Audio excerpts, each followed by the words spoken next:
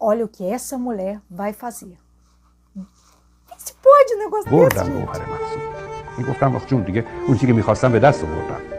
چو عاشق میشدم گفتم که بردم گوهر مقصود. چه دانستم که این دریا.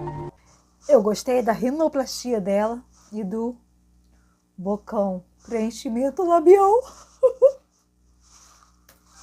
الان مروارید رو صید میکنم، بعد گرفتار امواج میشه و گرفتار تلاطم دریا، تازه میفهمه چه کار سختی رو شروع کرده. هر کسی تاب و توان تحمل لحظات ویرانگر عشق رو نداره.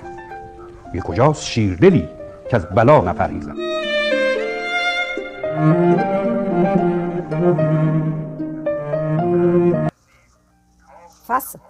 Faça, vê se isso funciona, minha gente. Vê se isso dá certo, gente. Como é que ensina um negócio desse?